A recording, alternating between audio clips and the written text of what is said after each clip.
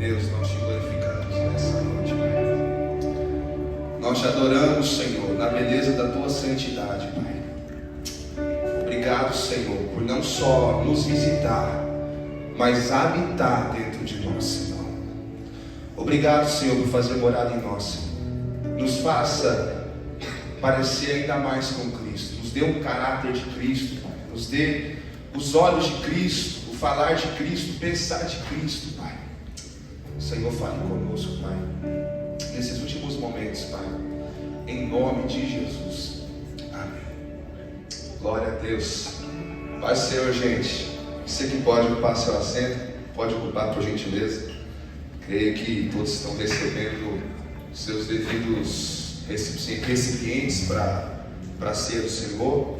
Se você não recebeu ainda, vai passar alguém aí perto com o recipiente, tá bom?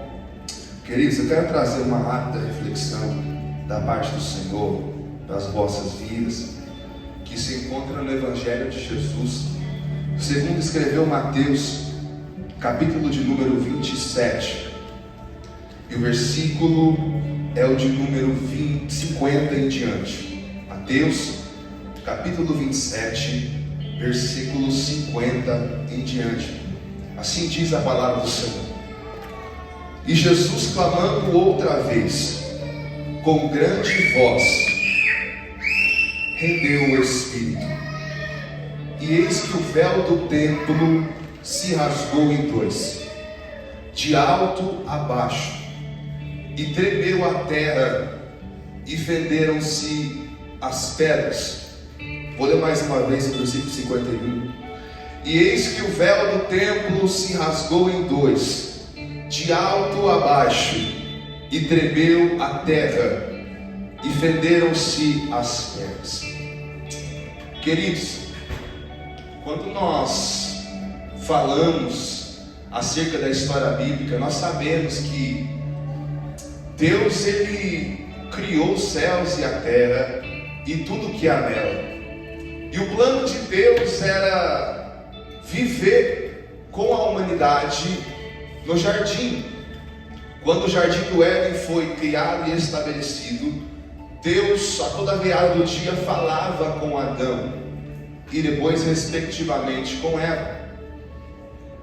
Deus, Ele amou tanto Adão e Eva que Ele deu a opção desse amor ser recíproco.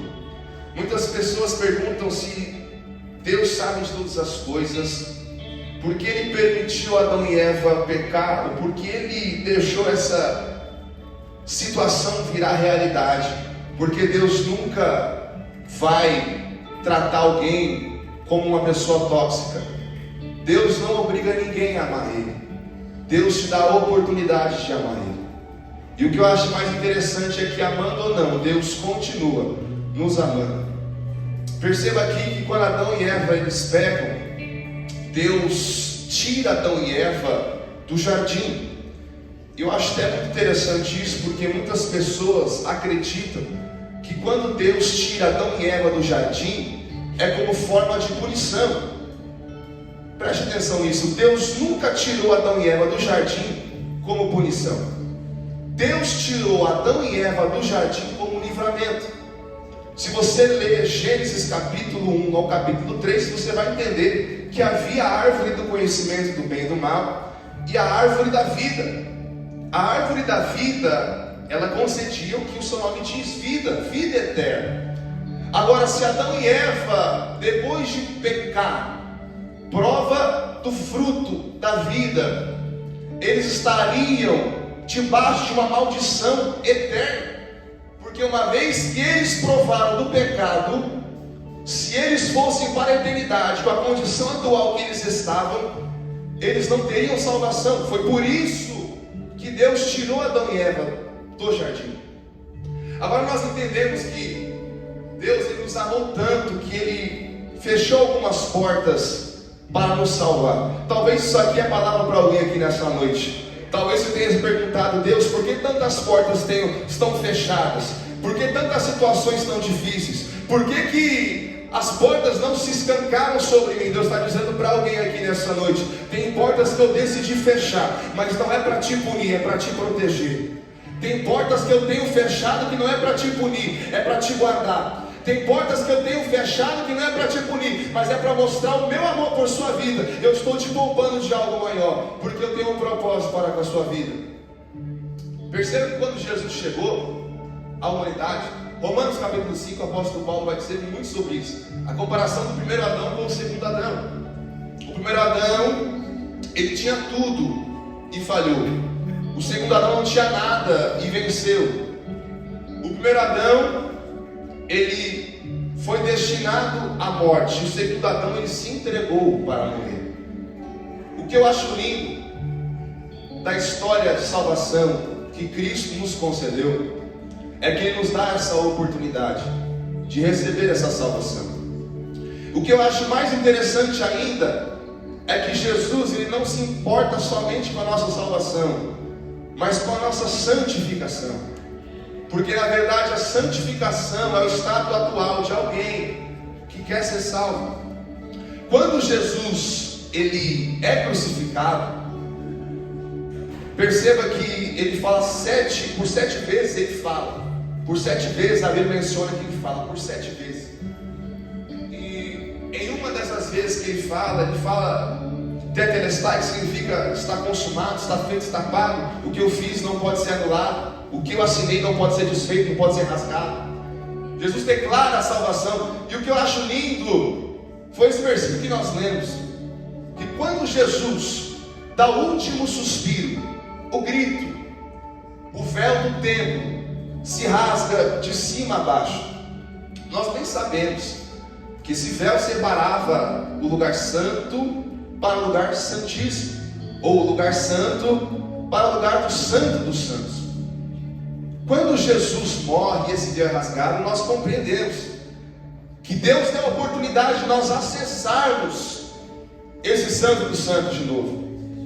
Aí alguém pode me perguntar: Samuel, por que Deus nunca abriu esse caminho antes? Por que Deus teve que abrir esse caminho só quando Jesus morreu? A verdade é que nem os sumos sacerdotes eram dignos de entrar no Santo dos Santos, porque a Bíblia diz que foi procurado no mundo, mas não foi achado um justo sequer.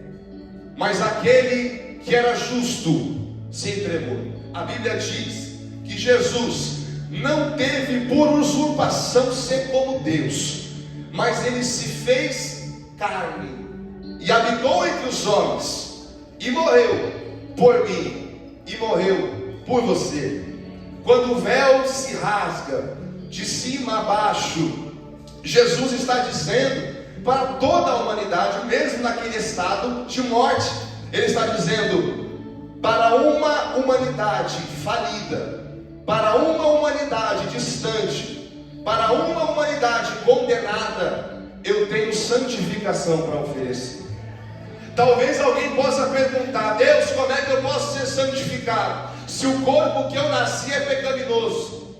A Bíblia menciona que toda vez que alguém nasce em corpo de pecado. Por quê? Por causa do resultado de Adão. Deus nunca disse que você vai ser santificado pelas suas obras. Deus nunca disse que você vai ser santificado por quem você é. Deus nunca disse que você vai ser santificado por aquilo que você faz. Mas em Romanos capítulo 3, versículo 23, a Bíblia vai dizer que nós somos justificados pela graça em Cristo Jesus. E isso não é mérito, é dom de Deus. Eu vim falar para alguém aqui nessa noite: o que Deus tem para a sua vida hoje não é gerado em você, é dom de Deus. A saída para a sua vida aqui hoje não vem de você, é dom de Deus. A justificação que você precisa não vem de você, é dom de Deus. E Deus está dizendo para alguém aqui: Deus grita no meu espírito: eu vim santificar os meus filhos. Eu vim santificar esta geração. Eu vim levantar pessoas aqui no Ceferai para carregar santificação. Ah, meu Deus do céu, eu estou debaixo de uma palavra profética. Eu não sei quem vai pegar, mas eu vou liberar. Deus está me dizendo, eu trouxe aqui uma informação do céu. Deus diz: eu quero santificação. Eu quero santificar os meus filhos. Eu quero santificar as minhas filhas. Samuel, como é que eu vou ser santificado? Samuel, como é que é você santificado? Quando o véu se rasga de cima a baixo, está mostrando que ainda há um caminho. É por isso que Jesus vai dizer em João 14,6: disse Jesus: eu sou o caminho, a verdade e a vida, e ninguém vem ao Pai senão por mim. Quando Jesus morre, o véu se rasga de cima a baixo, ele está gritando para o resto da humanidade que viria: o caminho está aberto. Antigamente, você precisava levar as suas petições para o sumo sacerdote, sorteado, para que ele pudesse entrar no Santo dos Santos e oferecer um sacrifício, e talvez ele ia se lembrar daquilo que você pediu para ele interceder. Mas não, hoje aqui no Wayne Myers, você não precisa ir para sumo sacerdote. Eu vou mastigar para você entender. Você não precisa ir atrás de pastor, você não precisa ir atrás de professor, você não precisa ir atrás de pregador. O caminho está aberto. É só você dizer: ah, papai, que ele te ouve. É só você dizer: Pai, me santifica, que ele vai te santificar. Agora perceba, quando Deus ele abre o caminho, há uma coisa muito interessante. Se você estudar acerca de tabernáculo ou de templo, você vai saber, você vai entender que existe um candelabro entre o lugar santo e o santo dos santos. Por quê? O candelabro não ficava no santo dos santos, mas nos santos, porque o lugar do santo dos santos é local de total intimidade. Então, a luz que vinha do santo dos santos, fisicamente, ela vinha de um candelabro que estava no lugar santo, uma etapa antes. E esse candelabro iluminava para que o sacerdote não caísse, ou não, que ele pudesse entender o caminho até a Arca da Aliança. Agora perceba, olha que coisa linda. Esse candelabro, em Apocalipse capítulo 2, diz que o candelabro são os olhos de Deus. E também diz que esses candelabros é a igreja do Senhor. O que eu entendo com isso? Se há um candelabro que ilumina o lugar santo dos santos, para alguém entrar e enxergar o caminho, sabe o que Deus está dizendo para alguém aqui nessa noite? A igreja é a luz que vai trazer a humanidade que está fora do Santo dos Santos e mostrar o caminho para entrar no Santo dos Santos. Alguém não entendeu? Eu vou mastigar para você dar glória. A verdade é que Deus te chamou para ser santo, não só para você ser salvo. Deus te chamou para ser santo, não só para você e sua família ser salvo. Deus te chamou para ser santo, para você iluminar o caminho e quem está de fora achar o acesso a Deus. Só que vai ser acesso.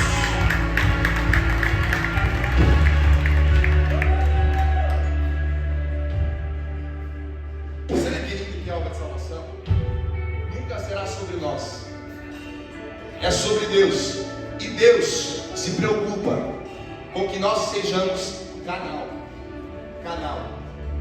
Não retrair para nós, mas espalhar aquilo que a gente recebeu.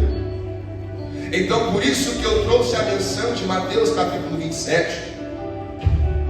Porque Deus ele abre um caminho para nós entrarmos e dizer para quem está fora: pode entrar que tem espaço.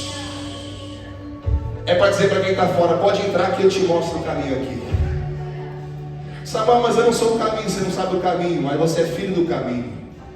Samuel, mas eu não sei usar palavras. Não precisa, o caminho te mostra as palavras.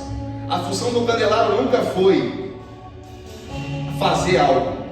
O candelabro estava parado. Alguém pode dizer que o candelabro não faz nada porque é alguma coisa estática, mas só a luz que o candelabro traz mostra o caminho. Eu quero dizer para alguém nessa ministração de Santa Ceia: você tem refletido a luz para as pessoas de fora? Você tem refletido a luz para as pessoas de fora? Você tem mostrado, apontado o caminho da intimidade para as pessoas que estão lá fora, para entender que o lugar delas é dentro? Queridos, eu quero que você saia nessa noite daqui entendendo que Jesus, Ele abriu um caminho, e nesse caminho, que mesmo que apertado, mesmo que o caminho mais difícil, a porta mais estreita, essa porta te dá aptidão